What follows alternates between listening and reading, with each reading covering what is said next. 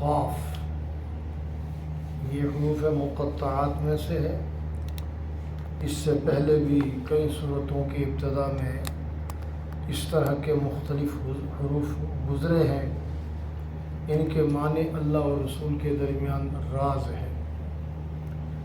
والقرآن المجید، قسم ہے قرآن بزرگی اور عظمت والے کی۔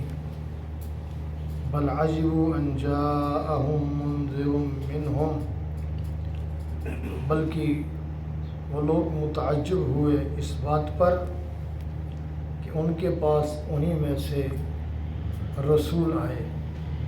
فقال الکافرون ھذا شیء عجیب، تو کفار یوں کہنے لگے یہ تو بڑی عجیب بات ہے۔ اذا متنا وکنا ترابا، کیا جب ہم مر کر مٹی میں مل جائیں گے، ذالک رجع بعید، اس کے بعد یہ دوبارہ لوٹنا یہ تو عقل سے بہت دور کی بات ہے۔ یہ سورہ قاف کی ابتدائی 3 آیات مبارکہ ہے۔ اس سے قبل سورہ حجرات جو دربار نبوت کے آداب اور معاشرتی آداب اور بہت سارے شرعی اور اخلاقی مسائل پر مبنی تھی، اور آخر میں زبانی جمع خرچ کو ایمان اور اسلام قرار دینے سے منع فرمایا گیا۔ اصل ایمان اور اسلام تو اللہ اور رسول کی ہر بات کو دل سے مان کر اس پر عمل کرنا ہے۔ اب اس سورت کی ابتدا حرف قاف سے ہوئی، اور یہ قاف کا حرف ہی اس سورت کا نام قرار پایا۔ اس کے بعد والقرآن المجید، اللہ کریم نے قرآن کی قسم کھائی کہ قسم ہے اس قرآن کی جو عظمت اور بزرگی والا ہے۔ یہ عظمت اور بزرگی والا کیوں ہے؟ اس لیے یہ عظمت اور بزرگی والے کا کلام ہے، اللہ کا کلام ہے۔ اللہ جتنا عظیم ہے اللہ کا کلام اتنا ہی عظیم، اللہ جتنا بزرگ و برتر ہے اس کا کلام بھی اتنا ہی بزرگ و برتر۔ اور یہ دنیا کا اصول ہے، کلام کا کہنے اور لکھنے والا جتنا بڑا ہو اس کے کلام کو بھی اتنی ہی بڑائی اور عظمت دی جاتی ہے، اس کے کلام کو بھی اتنا ہی بڑا سمجھا جاتا ہے۔ آپ دیکھتے ہیں جو معاشرے میں بڑا کہلاتا ہے، کوئی صدر ہو، وزیر اعظم ہو، دنیا کے عہدے کے حساب سے بہت بڑا جس کا مقام و مرتبہ ہو، اس کے منہ سے نکلی ہوئی ہر بات حرف کل ہوتی ہے، حرف آخر ہوتی ہے، اس کی بات کی بہت بڑی اہمیت ہوتی ہے۔ جب وہ بات معاشرے میں پھیلائی اور بتائی جاتی ہے تو کوئی اس بات پر اعتراض کرتا ہے تو کیا کہا جاتا ہے؟ ارے تمہیں معلوم نہیں ہے یہ تو بادشاہ کی بات ہے، یہ صدر کی بات ہے، یہ وزیر اعظم کی بات ہے۔ پھر اس بات کو اہمیت دی جاتی ہے، وقعت دی جاتی ہے، بڑھائی دی جاتی ہے۔ تو کیا خیال ہے جو ساری کائنات کا مالک و خالق ہے، ساری کائنات کا بنانے والا ہے، کائنات میں جتنے بڑے ہیں ان سب کو بڑائی دینے والا ہے، وہ کتنا بڑا ہوگا تو اس کا کلام کتنا بڑا ہوگا، وہ کتنا عظیم ہے اس کا کلام کتنا عظیم ہے۔ اس لیے اس پاک کلام کی عظمت اور وقعت کو اپنے دل میں بٹھانا چاہیے، اور کائنات کے ہر کلام سے، ہر پڑھی جانے والی چیز سے بڑھ کر اس کو پڑھنا اور اہمیت دینا چاہیے۔ مگر مسلمان ہے کہ سمجھتا ہی نہیں ہے، اس طرف آتا ہی نہیں، سوائے چند ہزاروں میں گنتی کے چند افراد کے جن کی قرآن کے ساتھ نسبت حقیقی ہوتی ہے، ان کے علاوہ عمومی طور پر لوگ قرآن کے نام سے واقف نہیں، الفاظ سے واقف نہیں، معانی اور ترجمہ تو بہت بڑی بات ہے۔ یہ قرآن تو اس کے معانی اور مفہوم کو سمجھ کر عمل کرنے کے لیے آیا ہے، اور اس کا نام ہی قرآن ہے۔ قرآن کا کیا معنی ہے؟ وہ کتاب جو مسلسل بار بار سب سے زیادہ پڑھی جائے، اس کا نام قرآن ہے۔ مسلمان اس بات کو سمجھتا ہی۔ اب آگے اس عظیم کتاب، اس بزرگی والی کتاب قرآن کریم کی قسم کھانے کے بعد اللہ کریم نے فرمایا، مکے کے مشرکین کا یہ عالم ہے، وہ جب اللہ کے محبوب صلی اللہ علیہ وسلم نے یہ قرآن کریم پیش کیا اور توحید کی دعوت دی تو وہ متعجب ہونے لگے۔ حالانکہ اس میں تعجب کی کوئی ایسی بات نہیں، کیونکہ ان کو تعجب چند باتوں پر تھا۔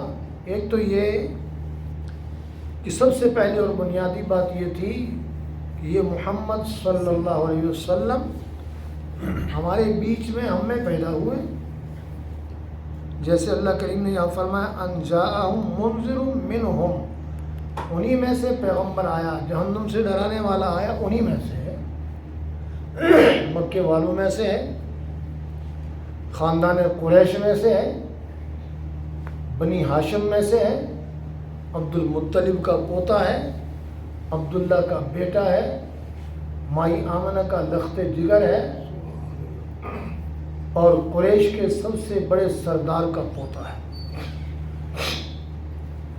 تو اس معاشرے کے رہنے والے، کوئی آپ کا چچا لگتا ہے، کوئی تایا لگتا ہے، کوئی ماموں لگتا ہے، کوئی خالو لگتا ہے، کوئی پھوپھا لگتا ہے، کوئی کزن لگتا ہے، کوئی ماموں زاد ہے، کوئی خالہ زاد ہے، کوئی خاتون پھوپھی ہے، کوئی خالہ ہے۔ یہ معاشرے میں جو عام سب کے رشتے ہیں وہی رشتے ہمارے نبی کے بھی ہیں، ہے کہ نہیں؟ بولو۔ ان کو اسی بات کا اعتراض تھا، اسی بات کا شبہ تھا، جیسا آج کے دور کے مسلمان، بہت سارے مسلمان آج کے دور کے، کہ نبی کو نعوذ باللہ انسان ہی نہیں سمجھتے۔ یہ نبی کو انسان ہی نہیں سمجھتے تھے، وہ انسان کو نبی نہیں سمجھتے تھے۔ فرق یہ ہے، سمجھ رہے ہیں آپ بات کو؟ وہ نبی کو انسان نہیں سمجھتے تھے، وہ انسان کو نبی نہیں سمجھتے تھے۔ یہ نبی کو انسان نہیں مانتے، وہ انسان کو نبی نہیں مانتے تھے، یہ نبی کو انسان نہیں مانتے۔ دونوں غلطی پر ہے۔ نبی انسان ہے، آدم کی اولاد میں سے، ابراہیم علیہ السلام کی نسل میں سے، اسماعیل علیہ السلام کی اولاد میں سے ہے، قریش کے قبیلے میں سے ہے، ہاشم کے پڑپوتے ہیں، عبد المطلب کے پوتے ہیں، عبداللہ کے بیٹے ہیں۔ بھائی وہ تو اللہ نے واضح طور پر فرمایا، فرشتہ انسانوں کا پیغمبر نہیں بن سکتا، نوری کوئی مخلوق بشر کا بڑا نہیں بن سکتا، بشر کی تربیت نہیں کر سکتا، اس کے بس میں نہیں ہے۔ جس جنس کی تربیت کرنی ہے تو اسی جنس میں سے ہی ہونا چاہیے۔ اس لیے یہ بات ان کی سمجھ میں بھی نہیں آتی تھی، ان کی سمجھ میں بھی نہیں آتی کہ بھئی تربیت بشر کی کرنی ہے، تربیت انسانوں کی کرنی ہے۔ بتاؤ، میری تربیت کرنی ہے تو فرشتہ کر سکتا ہے یا انسان کر سکتا ہے؟ کوئی سلیقہ مند، کوئی باشعور انسان ہی میری تربیت کر سکتا ہے نا۔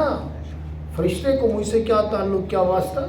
جیسے اللہ نے 15ویں سپارے 19ویں سپارے میں فرمایا، اگر زمین پر فرشتے چل پھر رہے ہوتے تو فرشتوں کی تربیت کے لیے ہم فرشتے کو بھیجتے۔ یا تو انسان ہے، لہٰذا تمام نبی انسان ہیں، تمام پیغمبر انسان ہیں، انسانوں کی تربیت انسان ہی کر سکتے ہیں۔ اس لیے پہلا اعتراض ان کو یہ تھا کہ یہ پیغمبر ہم ہی میں سے ہیں، جب ہم میں سے ہیں تو یہ پیغمبر کیسے ہوئے؟ ان کو پیغمبر نہیں ہونا چاہیے، پیغمبر تو کسی اور مخلوق سے آنا چاہیے۔ یہ ان کی سب سے پہلی اور بنیادی غلطی تھی، چونکہ وہ لوگ بھی اپنے آپ کو گناہگار اور کمتر سمجھتے تھے، اس بنا پر وہ سارے انسانوں کو نعوذ باللہ کمتر اور گناہگار سمجھتے تھے۔ اور یہی بات آج کے انسانوں کی ہے، خود گمراہ ہیں، کمتر ہیں، تو نعوذ باللہ سارے انسانوں کو وہ سمجھتے ہیں کمتر۔ حالانکہ اللہ نے واضح طور پر قرآن کی ابتدا میں ہی فرمایا کہ ہم نے زمین پر اپنا خلیفہ کس کو بنایا؟ بھائی بولو، فرشتوں کو بنایا؟ کسی اور مخلوق کو بنایا؟ انسان کو بنایا۔ جب خلیفہ ہی انسان ہے تو پیغمبر نام والا انسان ہی بنے گا نا، خلیفہ اور کوئی ہے اور انسان اور کوئی ایسی ترتیب تو نہیں ہے. اللہ نے انسان کو ہی خلیفہ بنایا ہے، تو خلیفہ سے بڑھ کر تو کوئی ہے ہی نہیں مقام اور عہدہ اللہ کی طرف سے. تو وہ خلیفہ زمین پر اللہ کا پیغمبر ہی ہے. پہلا اعتراض ان کو یہ تھا.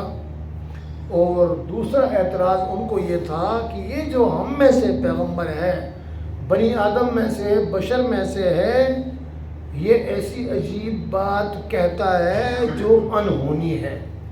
ان کی سمجھ کے مطابق عقل و شعور سے بہت دور تھی. کیا کہا؟ ذالک رجع، کیا پھر ہم دوبارہ لوٹ پائیں گے، واپس آئیں گے؟ بعید، یہ ناممکن ہے. کیونکہ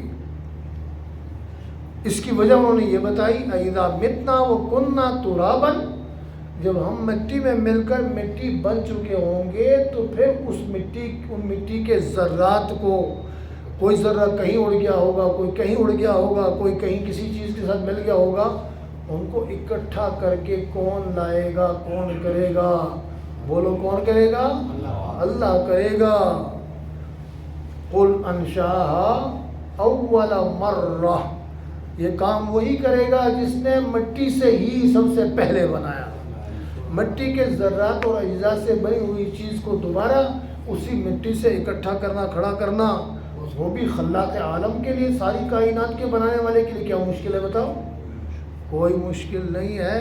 تو یہ دو باتیں ان کی سمجھ میں نہیں آتی تھی. ان دونوں باتوں پر وہ اعتراض کرتے تھے اور انہی دونوں باتوں پر وہ متعجب تھے. بل عجبوا، وہ تو متعجب ہو گئے کہ فقال الکافرون ھذا شیء عجیب، یہ تو بڑی عجیب بات ہے. ہم ہی میں سے ہمارے ہی رشتہ دار اٹھ کے پیغمبر بن بیٹھے اور وہ بھی ایسی بات کہتے ہیں کہ مٹی میں مل گئے ہیں تو دوبارہ زندہ ہوں گے. تو لہٰذا یہ کام مشکل ہے اور ناممکن ہے. تو یہ ان کی کھوٹی سوچ تھی، یہ ان کا غلط تصور اور خیال تھا. وہ اللہ کی قدرت کو بھی اپنے اوپر تصور اور خیال کرتے تھے جو بالکل غلط تھا. تو اللہ نے فرمایا یہ سارا کچھ اللہ کرے گا جس نے جب کچھ نہیں تھا تو سب کچھ بنایا. اب سب کچھ بنایا تو دوبارہ اس کا اعادہ کرنا، دوبارہ اس کو لوٹانا اس کے لیے ہے کوئی مشکل؟ بالکل قطعاً کوئی مشکل نہیں ہے. اللہ کریم سمجھنے عمل کرنے کی توفیق عطا فرمائے.